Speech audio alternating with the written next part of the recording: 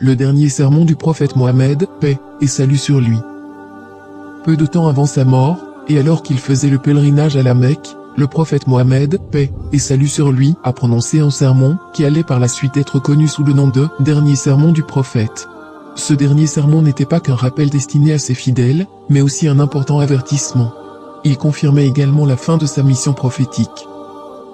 Le prophète Mohammed, paix et salut sur lui, a prononcé son dernier sermon au cours du pèlerinage de l'an 632, au 9e jour du mois de Dhul-Hijjah, qui est le 12e mois du calendrier lunaire. Il se tenait sur le mont Arafat, devant des milliers de musulmans.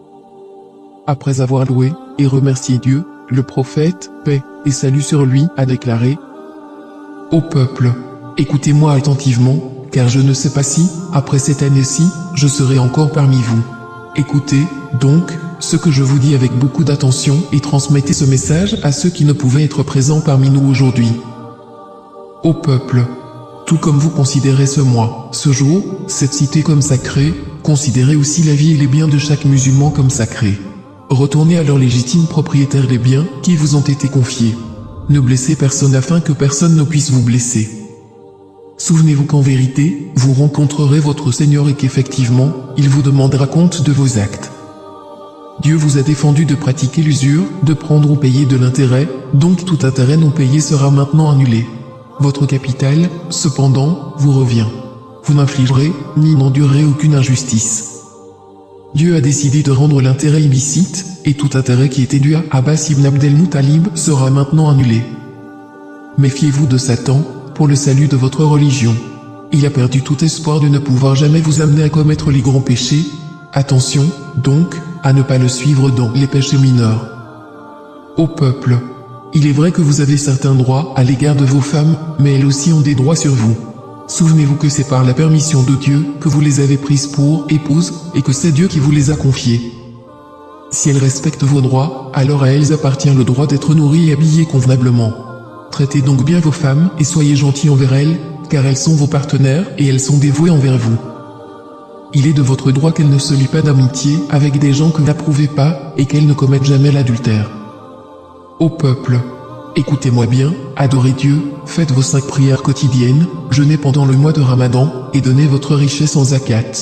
Accomplissez le pèlerinage si vous en avez les moyens. Toute l'humanité descend d'Adam et Ève.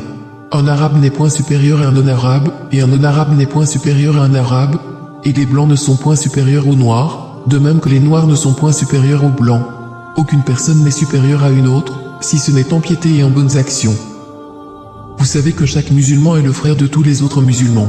Vous êtes tous égaux. Vous n'avez aucun droit sur les biens appartenant à l'un de vos frères, à moins qu'on ne vous ait fait un nom librement et de plein gré. Par conséquent, ne soyez pas injustes les uns envers les autres. Souvenez-vous, un jour vous vous présenterez devant Dieu et répondrez de vos actes. Prenez garde, donc, ne vous écartez pas du droit chemin après ma mort. Ô peuple, aucun prophète ni messager ne viendra après moi, et aucune nouvelle religion ne naîtra. Raisonnez bien, ô peuple, et comprenez bien les mots que je vous transmets. Je laisse derrière moi 2 choses, le Coran, et mon exemple, la Sunna. Et si vous les suivez, jamais vous ne vous égarerez. Que tous ceux qui m'écoutent transmettent ce message à d'autres, et cela à d'autres encore, et que les derniers puissent le comprendre mieux que ceux qui m'écoutent directement. Sois témoin, ô Dieu, que j'ai transmis ton message à tes serviteurs.